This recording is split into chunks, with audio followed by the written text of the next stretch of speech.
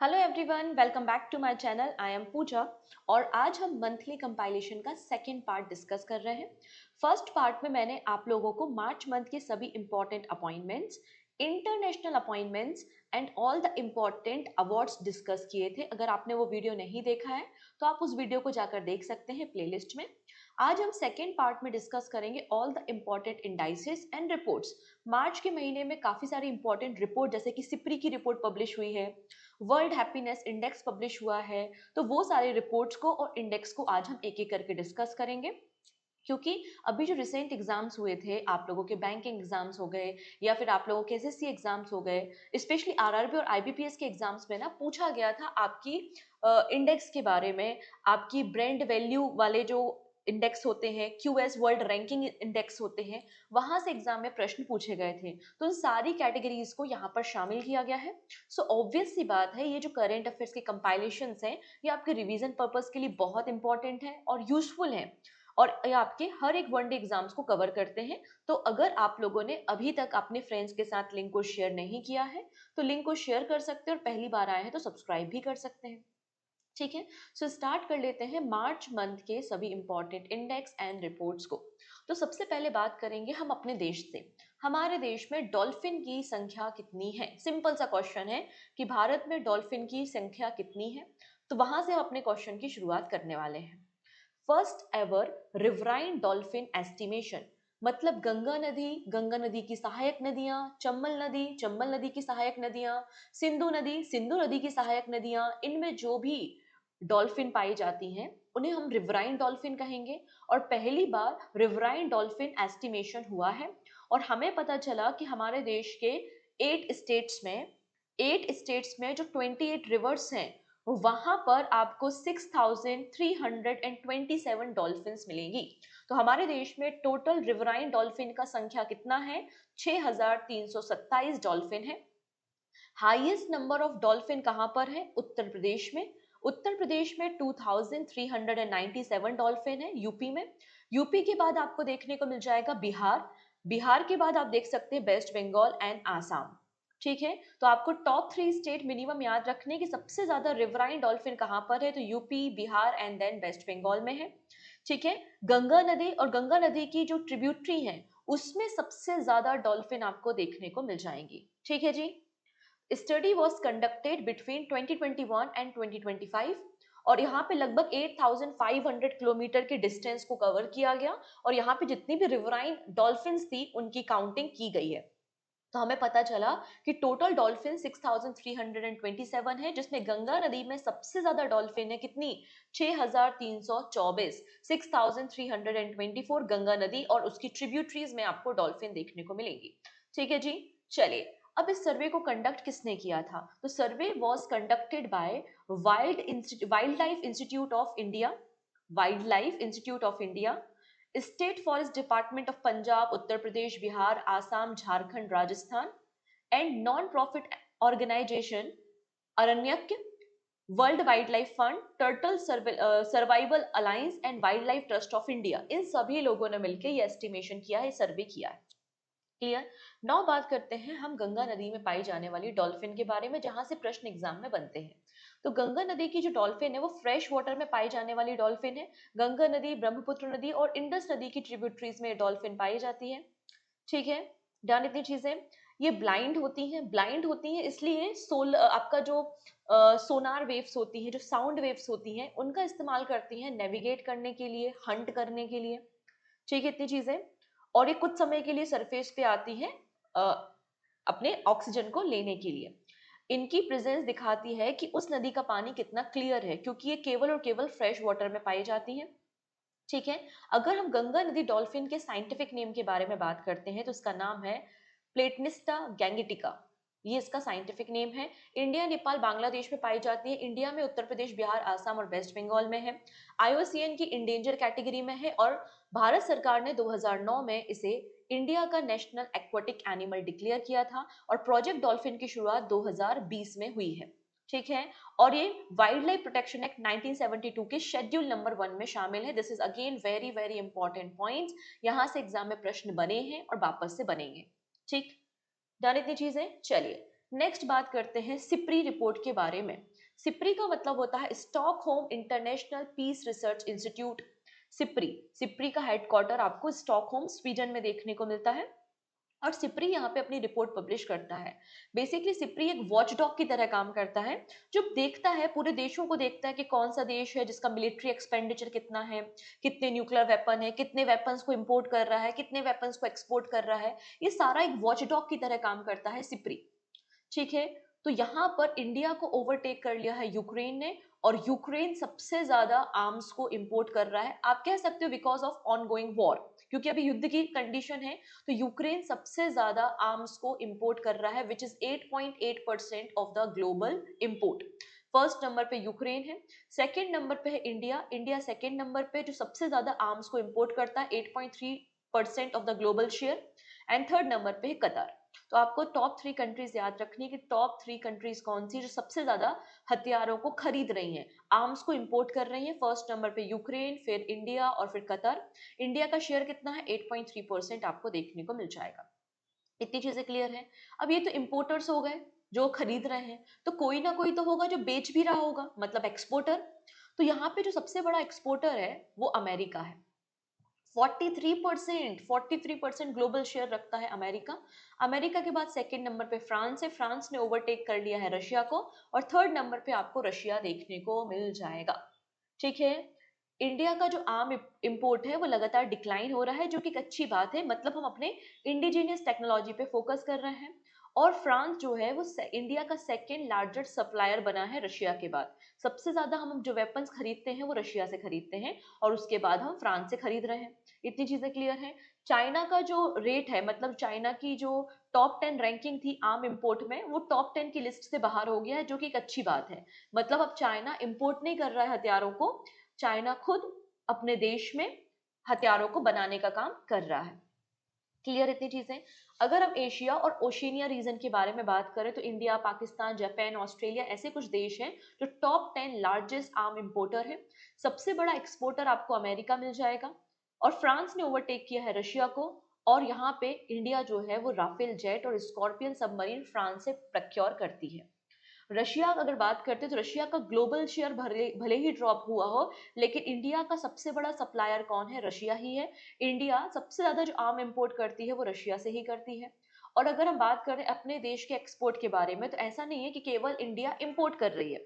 India अपने देश में हथियारों को बनाती भी है और एक्सपोर्ट भी करती है। और हमारे जो मेजर एक्सपोर्ट डेस्टिनेशंस हैं वो यूएस, फ्रांस और अर्मेनिया आपको देखने को मिल जाएंगे। ना बात करते हैं सिप्री। इसके फुल फॉर्म आपको याद रखना है, Stockholm International Peace Research Institute इसका नाम है। 1966 में इसका फॉर्मेशन किया गया था, और स्वीडन स्टॉकहोम में इसका हेडक्वार्टर आपको मिल जाएगा। क्लियर है? तो हम लोगों ने गंगा नदी डॉल्फिन के एस्टिमेशन को देख लिया, हम लोगों ने सिप्री रिपोर्ट देख ली।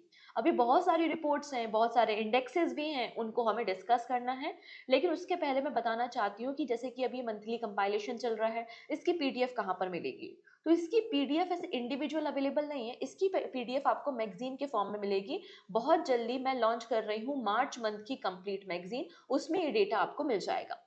फिलहाल में मार्च मंथ के 2 प्रोडक्ट अवेलेबल हैं। पहला है मार्च मंथ की बैंकिंग करंट अफेयर्स मैगजीन, जिसमें मार्च मंथ की कंप्लीट बैंकिंग न्यूज अवेलेबल है।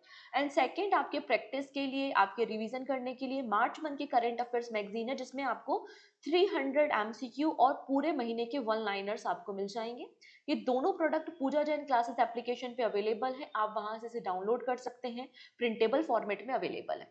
बातें क्लियर हो गई हैं इतनी? आगे बढ़ ले, मैटर समझ में आ रहा है ना? चलो नेक्स्ट कहानी देखेंगे। अब बात करेंगे वर्ल्ड एयर क्वालिटी रिपोर्ट के बारे में। ठीक है, IQ air world air quality report को रिलीज करता है, और इंडिया वर्ल्ड में 5वें नंबर पे आता है most polluted country in the world. मतलब इंडिया की कंडीशन अच्छी नहीं है, वर्ल्ड में 5वें नंबर पे सबसे ज्यादा प्रदूषित देश कौन सा है? भारत है। तो India has been ranked as the 5th most polluted country in the world in 2024 according to the World air quality Report which was released by IQ Air. ठीक है, अब यहाँ पे WHO की मदद से क्या करता है? WHO की मदद से एयर क्वालिटी इंडेक्स को और एयर पॉल्यूशन लेवल को मेजर करता है। इसमें बताया गया कि जो टॉप 10 सिटीज हैं, वो भारत में ही आपको मैक्सिमम शहर देखने को मिलेंगे जो सबसे ज्यादा प्रदूषित हैं। जैसे कि अगर बात करते हैं बर्नी हाट, बर्नीहाट कहाँ पर है? मेघालय में है, और मेघालय और असम की बॉर्डर पे सिचुएटेड है, और ये मोस्ट पॉल्यूटेड सिटी है इन द वर्ल्ड। अगर पूछा जाए दुनिया का सबसे प्रदूषित शहर कौन सा है, आंसर हो जाएगा बर्नीहाट इन मेघालय। विश्व की सबसे ज्यादा प्रदूषित, जहां पे सबसे ज्यादा एयर पॉल्यूशन है, वो कैपिटल सिटी कौन सी है? तो दिल्ली है। इस बात को याद रखना है। तो भारत झंडे गाड़ रहा है, आप तो देख ही सकते हैं। इंडिया जो है फिफ्थ मोस्ट पॉल्यूटेड कंट्री है। सबसे ऊपर आ जाएगा चाड, फिर बांग्लादेश, फिर पाकिस्तान, और फिर डेमोक्रेटिक रिपब्लिक ऑफ कॉन्गो। ठीक है। अब यहाँ पे अगर बात करते हैं average annual PM 2.5 in India, India का पीएम 2.5 कितना है? Which is 50.6 microgram per metre cube. जबकि डब्ल्यू की लिमिट क्या कहती है? डब्ल्यू कहता है कि अगर किसी भी देश का पीएच 2.5 कितना 5.5 माइक्रोग्राम पर मीटर क्यूब से ज्यादा होता है, मतलब वहां की हवा प्रदूषित है। तो डब्ल्यू की जो लिमिट है वो है 5.5 माइक्रोग्राम पर मीटर क्यूब, और हम उससे 10 गुना ज्यादा है। हम इससे 10 टाइम ज्यादा है डब्ल्यू की लिमिट से। हमारे देश में जो पीएच 2.5 है वो 50.6 माइक्रोग्राम पर मीटर क्यूब आपको देखने को मिल जाएगा। न्यू दिल्ली जो है वो मोस्ट पॉल्यूटेड कैपिटल सिटी है इन द वर्ल्ड, और यहाँ पे जो कंसेंट्रेशन है वो 91.8 माइक्रोग्राम पर मीटर क्यूब है।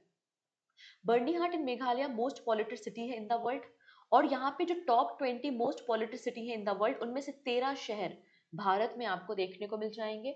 एयर पॉल्यूशन की वजह से जो लाइफ एक्सपेक्टेंसी है, मतलब जीने की आपकी एवरेज एज, वो भी 5.2% 5.2 ईयर डिक्रीज हुई है। ठीक है। टोटल यहाँ पे 138 कंट्रीज का सर्वे किया गया था। इसमें बताया गया केवल 7 ही ऐसी कंट्री है जो डब्ल्यू की गाइडलाइन के अंदर आती हैं। कौन कौन सी? Australia, Bahamas, Barbados, Estonia, Grenada, Iceland और न्यूजीलैंड। यहाँ पर इनका जो पीएच 2.5 है वो 5 माइक्रोग्राम पर मीटर क्यूब है, मतलब डब्ल्यू की लिमिट में आपको देखने को मिल जाएगा। चार्ट जो है वर्ल्ड में मोस्ट पॉल्यूटेड कंट्री है, और यहाँ का जो पीएम 2.5 है वो 91.8 माइक्रोग्राम पर मीटर क्यूब है।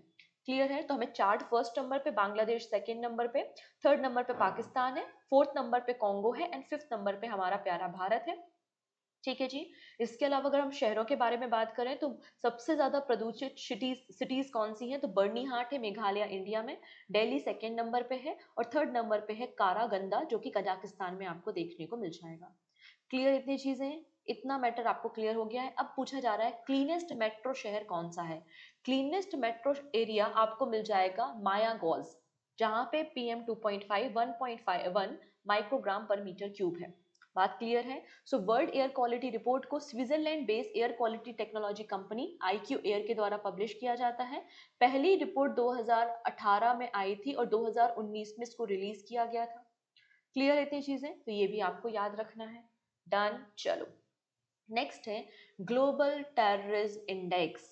This is important index. Global terrorism index का 12th एडिशन पब्लिश हुआ है। इसे पब्लिश करने का काम Institute of Economics and Peace करते हैं। ये बेसिकली बताता है कि कौन सा ऐसा देश है जिसमें सबसे ज्यादा आतंकवाद की गतिविधियां देखी गई हैं, मतलब टेररिज्म सबसे ज्यादा है। बिकॉज ऑफ बॉम्ब ब्लास्ट हो गया, फायरिंग हो गई, कितने लोगों की जानें जा रही हैं, लोगों को हॉस्टेजेस बनाया जा रहा है, इंसिडेंट्स हो रहे हैं, इंजरीज हो रही हैं, तो उसके अकॉर्डिंगली इस रिपोर्ट को पब्लिश किया जाता है। यहाँ पे 163 कंट्रीज को शामिल किया गया है, और यहाँ पे पिछले 5 सालों में जो डेथ्स हुई हैं, इंसिडेंट, हॉस्टेजेस बनाया गया है, इंजरी हुई है बिकॉज ऑफ टेररिज्म, तो ये सारी चीजें यहाँ पे कवर की गई हैं। ठीक है। तो हम बात कर रहे हैं ग्लोबल टेररिज्म इंडेक्स के 12th एडिशन के बारे में। इसे रिलीज किया है Institute of Economics and Peace ने। टॉप 3 कंट्रीज आपको मिल जाएंगी, Burkina Faso, Pakistan and Syria, जहां पे आतंकवाद सबसे ज्यादा है। इंडिया भी पीछे नहीं है, इंडिया 14th प्लेस पर आपको देखने को मिल जाएगा। इस्लामिक स्टेट्स जो हैं वो वर्ल्ड के मोस्ट डेंजरस टेररिस्ट ऑर्गेनाइजेशन वाले देश हैं। ठीक है। और जो साहिल रीजन है आपको अफ्रीका कॉन्टिनेंट में देखने को मिलेगा, ये centre of centre of terrorism देखने को मिल जाएगा। तो बुर्किना फैसो, पाकिस्तान, सीरिया और भारत है 14वें स्थान पर। ठीक। नेक्स्ट है world Happiness report. This is important report. ये बताता है कि वर्ल्ड में सबसे खुशहाल देश कौन सा है, जहाँ के लोग बड़े खुश हैं। ठीक है।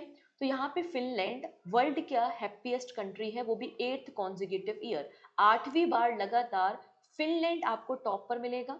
फिनलैंड के बाद डेनमार्क, आइसलैंड और स्वीडन है, ये सभी नॉर्डिक कंट्री है जो वर्ल्ड की हैप्पीएस्ट कंट्री आपको मिलेंगी। Finland, Denmark, Iceland and Sweden. Now बात करेंगे इंडिया।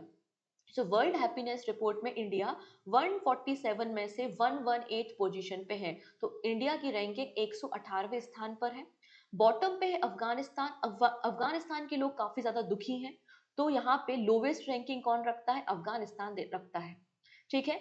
वर्ल्ड हैप्पीनेस रिपोर्ट को किसकी मदद से पब्लिश किया जाता है? तो यूनिवर्सिटी ऑफ ऑक्सफोर्ड, गैलेप और United nation sustainable development solution network, इनकी मदद से इस इंडेक्स को पब्लिश किया जाता है, जिसमें 6 फैक्टर पे फोकस करते हुए रिपोर्ट को जारी किया जाता है कि वहां पर जीडीपी पर कैपिटा कितनी है, health life expectancy, social support, freedom to make life choice, perception of corruption और जेनरसिटी। तो ये 6 पैरामीटर्स होते हैं जिसके बेसिस पे हैप्पीनेस इंडेक्स रिपोर्ट को पब्लिश किया जाता है। बात समझ में आ गई? चलिए नेक्स्ट कहानी देखेंगे। India emerge as the 4th largest global wealth hub in the world. ठीक है, तो इंडिया आपको 4th नंबर का ग्लोबल वेल्थ हब देखने को मिल जाएगा, मतलब जहां पे लोगों के पास पैसा ही पैसा है, मतलब हाई नेट वर्थ इंडिविजुअल की संख्या सबसे ज्यादा है। तो यहाँ पे 19th एडिशन वेल्थ रिपोर्ट की पब्लिश की गई है। 19th एडिशन वेल्थ रिपोर्ट की पब्लिश की गई है। इस रिपोर्ट में बताया गया है कि इंडिया चौथे स्थान पर है जहां के लोगों के पास पैसा है। फर्स्ट नंबर पे यूएसए है, देन चाइना है, देन जापान है, और चौथे नंबर पे आपको इंडिया देखने को मिलेगा। ठीक है। ना बात करते हैं number of high net worth individual in the country. Bharat में कितने लोग हैं जो अमीर हैं, मतलब जिनके पास अच्छा सारा कह सकते हो बिलियनियर्स हैं, मिलेनियर्स, जिनके पास बहुत ज्यादा पैसा है। तो आप देख सकते हैं यहाँ पर हमारे देश में 85,696 आपको हाई नेट वर्थ इंडिविजुअल्स देखने को मिल जाएंगे, जिनकी संख्या 6% से ग्रोथ हो रही है। ऐसा एस्टिमेट किया गया है कि 2028 तक, 2028 तक हमारे देश में 93,753 हाई नेट वर्थ इंडिविजुअल्स होंगे। इस रिपोर्ट को पब्लिश कौन करता है? तो वेल्थ रिपोर्ट का ये 19 एडिशन था। इसको London UK based real estate consultancy firm Knight Frank के द्वारा पब्लिश किया जाता है। अगर बात करते हैं भारत में बिलियनियर की पॉपुलेशन इंक्रीज हुई है। 2024 में हमारे देश में जो नंबर ऑफ बिलियनियर्स थे उनकी संख्या 191 आपको देखने को मिलेगी, जो कि इंक्रीज हुई है। ठीक है, हमारे देश में 191 बिलियनियर्स हैं 2024 में, और नंबर ऑफ बिलियनियर्स के मामले में इंडिया 3rd नंबर पे आता है।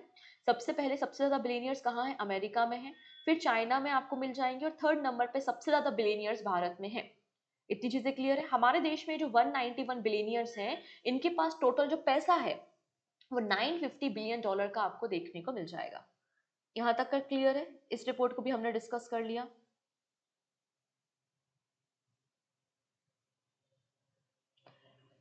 चलिए नेक्स्ट है LIC ranked world 3rd strongest insurance brand.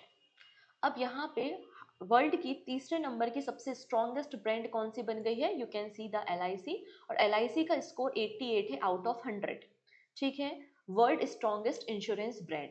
तो ये ब्रांड स्ट्रेंथ इंडेक्स पब्लिश किया गया है by the brand finance insurance के द्वारा, जिसमें वर्ल्ड की टॉप 100 इंश्योरेंस कंपनी की लिस्टिंग की गई है, और उसमें वर्ल्ड की टॉप इंश्योरेंस कंपनीज की रैंकिंग में 3rd नंबर पे आपको LIC देखने को मिल जाएगा। फर्स्ट नंबर पे पोलैंड की इंश्योरेंस कंपनी है जिसका नाम है PZU, जिसका स्कोर 94.5 है।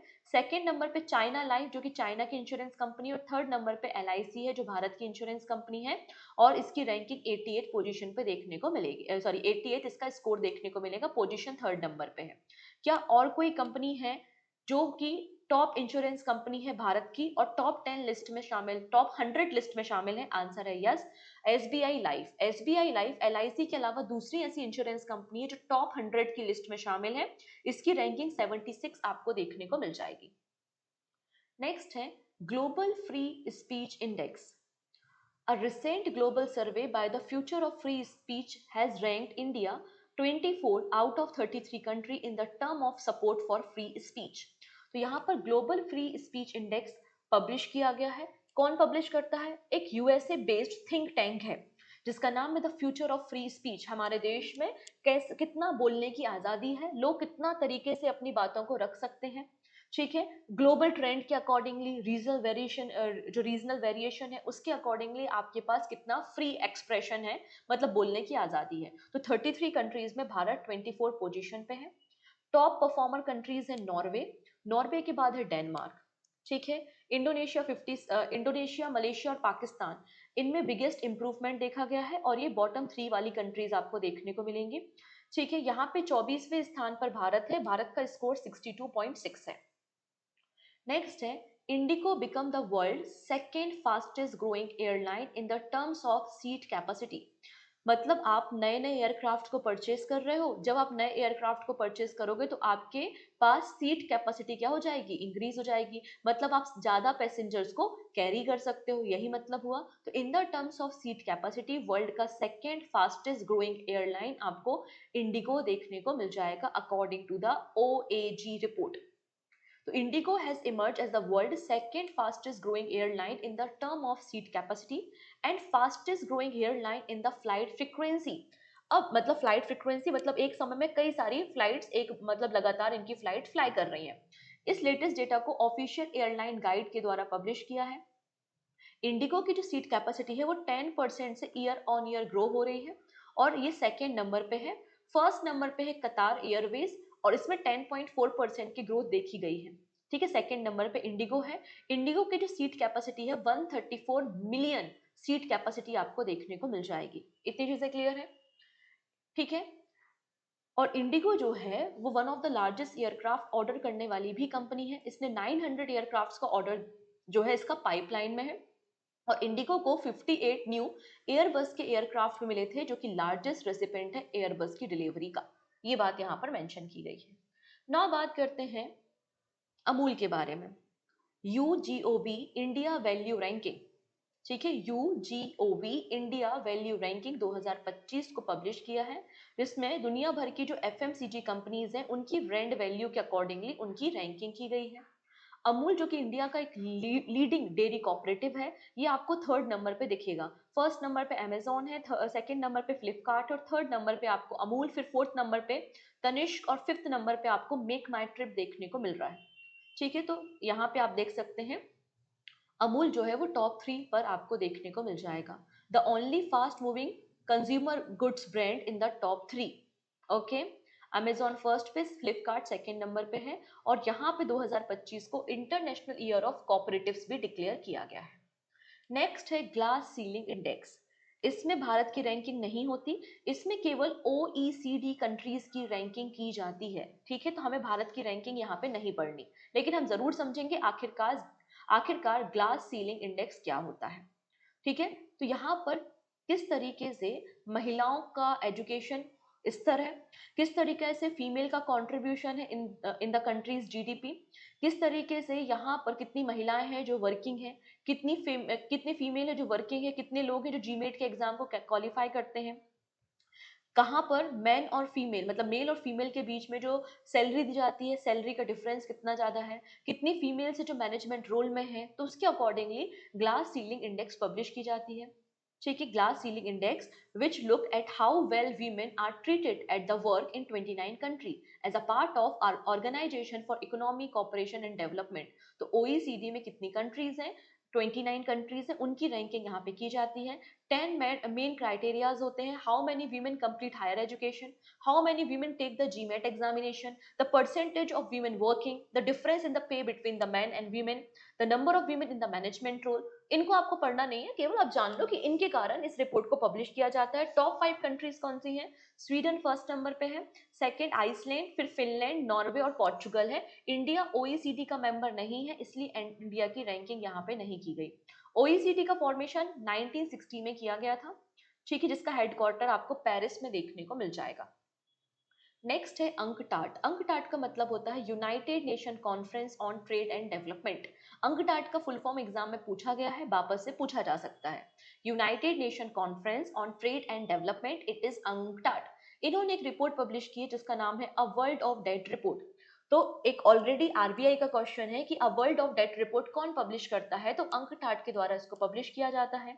इस रिपोर्ट में चौंकाने वाले खुलासे हुए हैं कि पूरे देश ने कितना कितना लोन, कितनी कितनी उधारी लेकर रखी है। तो हम पूरे वर्ल्ड का भी देख लेते हैं और भारत का भी देख लेते हैं। तो global debt search, global debt increase हुआ है। यहाँ पे सभी देशों का मिला के $97 ट्रिलियन का आपको डेट देखने को मिलेगा। कहा है कि डेवलपिंग कंट्रीज ज्यादा डेट ले रही है as comparison to the developed country. तो डेवलप्ड कंट्री के कंपैरिजन में ट्वाइस 2 टाइम्स ज्यादा डेट है डेवलपिंग कंट्रीज का। अगर भारत की बात करें तो भारत का जो डेट है वो $2.9 ट्रिलियन का आपको देखने को मिल जाएगा as per this UNCTAD report. Next है United Nation world water development report. United Nation world water development report को वर्ल्ड वाटर डे पर, मतलब 22 मार्च को, वर्ल्ड वाटर डे कब आता है, 22 मार्च को आपको वाटर डे देखने को मिलेगा। इस दिन इस रिपोर्ट को पब्लिश किया गया है।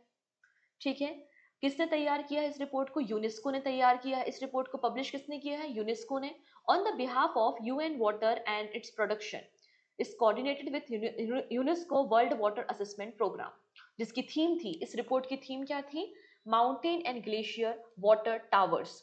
इसमें कहा गया कि लगातार क्या होता जा रहा है, ग्लोबल वार्मिंग के कारण जो हमारे ग्लेशियर्स है ना वो मेल्ट होते जा रहे हैं।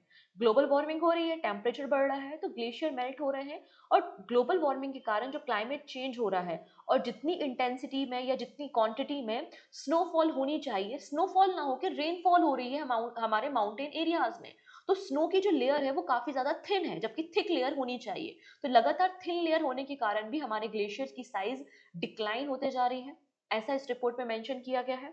बहुत सारे ऐसे ग्लेशियर हैं जो डिसअपियर हो गए हैं, गायब हो गए हैं। फॉर एग्जाम्पल कोलंबिया, कोलंबिया ने 90% अपने ग्लेशियर को खो दिया है। इसमें प्रोजेक्ट किया गया है कि अगर ग्लोबल टेम्परेचर इसी तरीके से 1.5 से लेकर 4 डिग्री सेल्सियस तक इंक्रीज होता रहा, तो हम अपने देश के 26 से लेकर 41% तक के ग्लेशियर को खो देंगे 2100 तक। ये बात यहाँ पर मेंशन की गई है। बात समझ में आ गई? नेक्स्ट है QS world university ranking by subject. Subject के अकॉर्डिंगली, मतलब engineering category, medical category, law category, social science category, अलग अलग कैटेगरीज में कौन कौन सी यूनिवर्सिटी टॉप पर है। तो ये 15th एडिशन है QS world university ranking by subject का, पब्लिश किया गया है। इसमें for the first time IIT Dhanbad आपको हाईएस्ट ग्लोबल रैंकिंग में देखने को मिलेगा। फर्स्ट टाइम इसने 20th पोजीशन को एक्वायर किया है in the engineering, minerals and mining subject. Total 5 broad category में यहाँ पे रैंकिंग की जाती है। Arts and humanity, engineering technology, life science and medicine, natural science and social science and management. Clear? तो आर्ट कैटेगरी में भारत की 10 यूनिवर्सिटीज हैं, इंजीनियरिंग में इंडिया के 24 यूनिवर्सिटीज हैं, लाइफ साइंस मेडिसिन में इंडिया की 6 यूनिवर्सिटीज हैं, नेचुरल साइंस में इंडिया की 19 यूनिवर्सिटीज हैं, और सोशल साइंस में इंडिया की 20 यूनिवर्सिटीज हैं। तो ये अलग अलग कैटेगरी वाइज भारत की कितनी यूनिवर्सिटीज को फीचर किया गया है वो डेटा आपको मिल जाएगा। तो टोटल आप देखेंगे कि 79 इंडियन इंस्टीट्यूट यहाँ पर फीचर किए गए हैं। टोटल एंट्रीज कितनी है? 533 एंट्रीज आपको देखने को मिल जाएंगी। ठीक है, इतनी चीजें डन। चलो अब हम बात कर लेते हैं यहाँ पर रैंकिंग के बारे में। तो इंजीनियरिंग में फर्स्ट नंबर पे है एमआईटी, फिर ऑक्सफोर्ड यूनिवर्सिटी और फिर Stanford university in the engineering category. पहले वर्ल्ड की बात कर लेते हैं, फिर हम इंडिया के रिस्पेक्ट में भी देखेंगे। आर्ट कैटेगरी में हार्वर्ड यूनिवर्सिटी है, ऑक्सफोर्ड और कैम्ब्रिज यूनिवर्सिटी है। फिर नेचुरल साइंस में हार्वर्ड यूनिवर्सिटी, एमआईटी और ऑक्सफोर्ड है। लाइफ साइंस में हार्वर्ड यूनिवर्सिटी, ऑक्सफोर्ड और जॉन्स हॉपकिंस यूनिवर्सिटीज है। सोशल साइंस में हार्वर्ड, यूनिवर्सिटी ऑफ ऑक्सफोर्ड और स्टैनफोर्ड यूनिवर्सिटीज हैं। अब वर्ल्ड का ये है। इंडिया का सिनेरियो क्या है? तो इंडिया का 20th पोजीशन पे है IIT Dhanbad, engineering, mineral and mining में। आईआईटी बॉम्बे 28 पे है, again engineering, minerals and mining में। 45 नंबर पे आईआईटी खड़गपुर है, इंजीनियरिंग, माइनिंग एंड मिनरल में। तो ये 3 यूनिवर्सिटीज हैं जो कि इस कैटेगरी में है। ठीक है, फिर IIT Delhi engineering and technology में है। आईआईटी बॉम्बे भी इंजीनियरिंग एंड टेक्नोलॉजी में 50वें स्थान पे है। नाउ बात करते हैं बिजनेस मैनेजमेंट। आईआईएम अहमदाबाद 27 पे और आईआईएम बेंगलुरु 40वें स्थान पर आपको मिल जाएगा। डेवलपमेंट स्टडी में जेएनयू आपको देखने को मिलेगा। भारत जो है अगर देखा जाए तो 12th नंबर पे है ओवरऑल एंट्रीज के मामले में। ठीक है, 12th नंबर पे भारत आपको एंट्रीज के मामले में देखने को मिलेगा। नेक्स्ट है national housing bank. National housing bank ने अपनी एक रिपोर्ट को पब्लिश किया है। रिपोर्ट का टाइटल है trends and progress of housing in India, मतलब हमारे देश में क्या ट्रेंड चल रहा है, कितने लोग हैं जो अपना घर बनाने के लिए लोन ले रहे हैं, कहाँ से लोन लिया जा रहा है, मतलब जो हाउसिंग फाइनेंस कंपनीज है वहां से लोन लिया जा रहा है, या हमारे बैंक्स की मदद से लोन लिया जा रहा है अपने घर को बनाने के लिए। किस एरिया में सबसे ज्यादा लोन है, मतलब सदर्न एरियाज में, नदर्न एरियाज में, नॉर्थ ईस्टर्न में। तो ये सारा ट्रेंड एंड प्रोग्रेस इस रिपोर्ट में पब्लिश किया गया है by the national housing bank. तो नेशनल हाउसिंग बैंक की रिपोर्ट का टाइटल क्या है? Trend and progress of housing in India. ठीक है, इसमें कहा गया कि अब लोन लेने के लिए दो ऑप्शंस हैं, या तो आप बैंक्स के पास जाइए लोन लेने के लिए या फिर हाउसिंग फाइनेंस कंपनीज के पास। तो बैंक डोमिनेट कर रहा है, 81% लोगों ने लोन जो है बैंक से लिया है और केवल 19% लोगों ने ही लोन जो है वो हाउसिंग फाइनेंस कंपनीज से लिया है। ये बात यहाँ पर मेंशन की गई है। सितंबर 2024 तक अभी तक 33.53 लाख करोड़ रुपीस के हाउसिंग लोन को डिसबर्स किया गया है। सबसे ज्यादा हाउसिंग लोन कौन ले रहा है? Middle income group. Middle income group का शेयर 44% है। You can see the simply graph. Middle income group का शेयर 44% सबसे ज्यादा है। फिर ईडब्ल्यूएस और लो इनकम ग्रुप 39% और हाई इनकम ग्रुप का शेयर केवल 17% आपको देखने को मिल जाएगा। बैंक से लोन 81% लिया जा रहा है और जो फाइनेंस कंपनीज है उनसे केवल 19% लोन दिया जा रहा है। सबसे ज्यादा लोन कहां पर लिया जा रहा है? सदर्न स्टेट्स में 35%, फिर वेस्टर्न में 30% और फिर नदर्न में 28%। तो सबसे ज्यादा लोन कहां से लिया जा रहा है? सदर्न एरिया से लोन लिया जा रहा है। ठीक है, अब हाउसिंग प्राइस इंडेक्स के बारे में बात की जा रही है। हाउसिंग प्राइस इंडेक्स लगातार ईयर ऑन ईयर ग्रोथ हो रहा है 6.8% से। ठीक है, इसमें कहा गया है कि जो हाउसिंग लोन का कंट्रीब्यूशन है in the terms of GDP वो 11.29% आपको देखने को मिल जाएगा। नेशनल हाउसिंग बैंक का फॉर्मेशन 1988 में हुआ था, जो कि रेगुलेट करता है, प्रमोट करता है finance market, housing finance market को। 100% गवर्नमेंट ऑफ इंडिया ओन करती है। संजय शुक्ला इसके एमडी आपको देखने को मिल जाएंगे। नेक्स्ट है ग्लोबल फाइनेंशियल सेंटर इंडेक्स 37। ठीक है, 37th एडिशन होगा इसलिए 37 लिखा है। Gujarat international finance tech city, जिसको हम गिफ्ट सिटी गुजरात के नाम से जानते हैं, इसका आपको प्रोग्रेस देखने को मिलेगा in the latest global financial centre index में। और ये इमर्जिंग ग्लोबल फाइनेंशियल हब है। इसने ना, गिफ्ट सिटी गुजरात ने दिल्ली और मुंबई, मुंबई जिसको हम फाइनेंशियल कैपिटल ऑफ इंडिया कहते हैं ना, उसको भी ओवरटेक कर लिया है। किस मामले में? नई नई टेक्नोलॉजी के मामले में, नई कंपनीज को अट्रैक्ट करने के मामले में, मतलब फाइनेंशियल हब के मामले में। बात समझ में आ रही है? It has improve its overall ranking from 52 to 46। तो 46 नंबर पे आपको गिफ्ट सिटी गुजरात देखने को मिलेगा, जबकि 52 नंबर पे मुंबई और 60th नंबर पे दिल्ली आपको मिल जाएगा। तो गिफ्ट सिटी गुजरात की रैंकिंग आपको 46 नंबर पे आपको देखने को मिल जाएगी और इसकी रेटिंग है 706। ठीक है जी, इतनी चीजें क्लियर हो चुकी हैं। डन। अब ये जो इंडेक्स है इसे पब्लिश किया है ZN पार्टनर्स ने collaboration with China development institute. वो फर्स्ट नंबर पे न्यूयॉर्क है जो सबसे बड़ा फाइनेंशियल हब है, फिर लंदन है, फिर हांगकांग है। गिफ्ट सिटी गुजरात 56 पे है और मुंबई 52 पर है। दिल्ली 60वें स्थान पर आपको देखने को मिल जाएगी। नेक्स्ट है Roshni Nadar Malhotra become the first Indian women in the world's top 10 richest women. तो यहाँ पे टॉप 10, वर्ल्ड की टॉप 10 रिचेस्ट महिलाओं की लिस्ट को पब्लिश किया गया है और पहली बार इंडिया की वीमेन है, इंडिया की महिला है जो टॉप 10 में आ रही है, जिनका नाम है रोशनी नडार, जो कि SCL टेक्नोलॉजी से बिलोंग करती हैं। She is the richest women and the third richest person in India. Bharat की सबसे अमीर महिला रोशनी नडार है। और अगर हम पर्सन्स की बात करें जिसमें मेल भी इंक्लूड है, फीमेल भी इंक्लूड है, तो थर्ड नंबर पे आपको हमारे देश की सबसे रिचेस्ट पर्सन देखने को मिलेंगी रोशनी नडार। अगर बात करते हैं वर्ल्ड की सबसे रिचेस्ट फीमेल कौन सी है, तो वर्ल्ड में सबसे रिचेस्ट फीमेल आपको देखने को मिलेंगी एलिस वॉल्टन, जो कि अमेरिका की है और ओनर है वॉलमार्ट ग्रुप की। ठीक है, इतनी चीजें।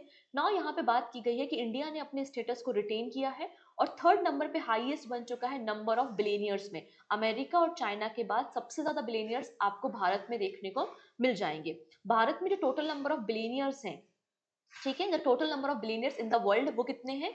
3442। ये टोटल नंबर ऑफ बिलियनियर्स पूरे वर्ल्ड में है। अभी हम इंडिया को देखेंगे। ठीक है, इंडिया को हम देखेंगे, लेकिन उसके पहले मैं बता दूं जो टॉप 10 रिचेस्ट मैन की लिस्ट पब्लिश हुई है, इसमें कोई भी इंडियन नाम नहीं है। टॉप 10 रिचेस्ट मैन की लिस्ट में कोई भी इंडियन नाम नहीं है। ठीक है, यहाँ पे अगर इंडिया के रिचेस्ट पर्सन देखेंगे तो मुकेश अंबानी है, गौतम अडानी है और रोशनी नडार। ये 3 पर्सन आपको भारत के रिचेस्ट पर्सन देखने को मिल जाएंगे। ये रिपोर्ट है आपकी हुरुन ग्लोबल रिच लिस्ट के बारे में हम बात कर रहे हैं। 15th एडिशन है ये हुरुन ग्लोबल रिच लिस्ट का, जिसको संघाई बेस्ड हुरुन रिसर्च इंस्टीट्यूट ने पब्लिश किया है। इसमें कहा गया है कि सबसे ज्यादा बिलियनियर्स कहाँ है? अमेरिका में है 870 बिलियनियर्स, सेकंड नंबर पे चाइना में है और थर्ड नंबर पे सबसे ज्यादा बिलियनियर्स भारत में है। भारत में टोटल 284 बिलियनियर्स देखने को मिल जाएंगे। पहले एशिया में सबसे बड़ा जो फाइनेंशियल कैपिटल था वो मुंबई था, लेकिन मुंबई अब इस स्टेटस को खो चुका है और मुंबई को ओवरटेक किसने कर लिया है? संघाई ने कर लिया है। तो Mumbai slip to the third position. पहले एशिया की बिलियनियर कैपिटल मुंबई हुआ करती थी, लेकिन अब चाइना का आपको बीजिंग और संघाई वगैरह देखने को मिल रहा है। क्लियर हो गया है? डन। संघाई विल 92 बिलियनियर्स, जबकि मुंबई में केवल 90 बिलियनियर्स आपको देखने को मिलेंगे। ठीक है, तो बीजिंग में 91 है, मुंबई में 90 है और संघाई में 92 बिलियनियर्स आपको देखने को मिल जाएंगे। तो थर्ड नंबर पे मुंबई आपको देखने को मिलेगा। ये तो एशिया के बारे में बात हो गई। नाउ बात करेंगे वर्ल्ड के रिस्पेक्ट में। तो वर्ल्ड के रिस्पेक्ट में सबसे ज्यादा बिलियनियर्स कहाँ पर है? न्यूयॉर्क में है, सेकंड नंबर पे लंदन में है और थर्ड नंबर पे फिर संघाई आपको देखने को मिल जाएगा। अगर हम बात करें top richest person in the world, तो एलॉन मस्क, फिर जेफ बेजोस और फिर मार्क जकरबर्ग आपको देखने को मिलेंगे।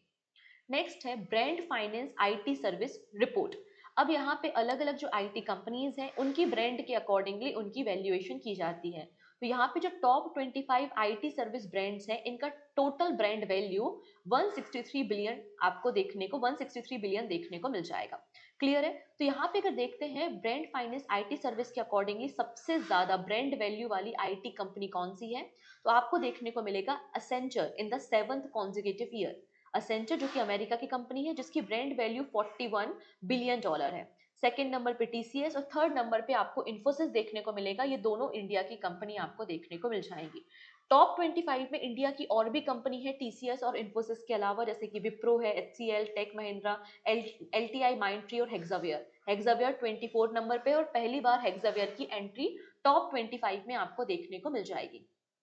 नेक्स्ट है Yes bank leads S&P global sustainability ranking 2025। ठीक है, S&P ग्लोबल सस्टेनेबिलिटी या global corporate sustainability assessment report को पब्लिश किया गया है, जिसमें भारत का एकमात्र बैंक है जो हाईएस्ट रेटेड बैंक है for the sustainability for the third consecutive year, जिसका नाम है यश बैंक। यहाँ पर केवल और केवल एकमात्र आपको इंडियन बैंक मिलेगा विच इज यश बैंक, जिसका हेडक्वार्टर मुंबई में है। प्रशांत कुमार सीईओ है। 2004 में इसका फॉर्मेशन हुआ था। नेक्स्ट है top 10 busiest global airport in the world. यहाँ पे international air transport association IATA, international air transport association ने अपनी एक रिपोर्ट पब्लिश की है कि पैसेंजर्स को हैंडल करने के मामले में सबसे बड़ा बिजिएस्ट ग्लोबल एयरपोर्ट कौन सा है। बताया गया है कि जो टॉप एयरपोर्ट्स हैं 2025 में, मतलब हमारे एयरपोर्ट्स ने 5.2 बिलियन कस्टमर्स को या पैसेंजर्स को हैंडल किया है। फर्स्ट नंबर पे दुबई का इंटरनेशनल एयरपोर्ट आपको मिल जाएगा। ठीक है, सेकंड नंबर पे अटलांटा एयरपोर्ट आपको मिल जाएगा। तो बिजिएस्ट एयरपोर्ट कौन सा हो जाएगा? Dubai international airport. क्या भारत की कोई रैंकिंग है? आंसर है यस।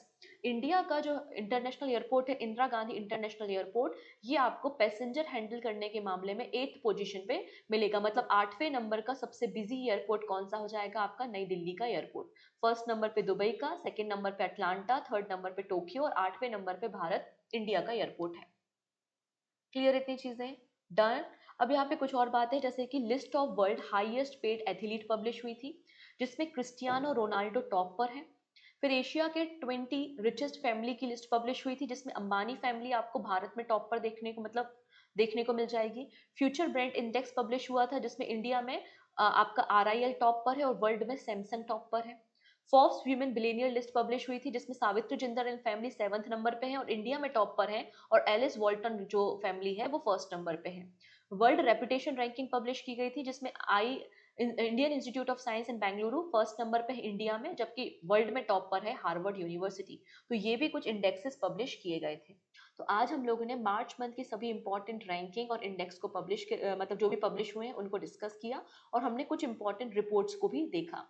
तो आज के लिए हम इतना ही रखते हैं। आप इस वीडियो को आई थिंक पूरा देख लिए होंगे, आपको सारी बातें समझ में आ गई होंगी। जितना भी मार्च मंथ का कंपाइलेशन था वो पूरा कंपाइलेशन एक सिंगल वीडियो में कर लिया है। अब नेक्स्ट वीडियो में हम मार्च मंथ की सभी इंपॉर्टेंट गवर्नमेंट स्कीम्स को देखने वाले हैं, जो कि बहुत इंपॉर्टेंट सेगमेंट होता है फॉर योर अपकमिंग एग्जामिनेशन। तो जुड़े रहिए, कनेक्टेड रहिए। वीडियो पसंद आए तो लाइक कर देना और शेयर भी कर सकते हैं। सो मिलते हैं नेक्स्ट वीडियो में। Good night, take care and bye bye.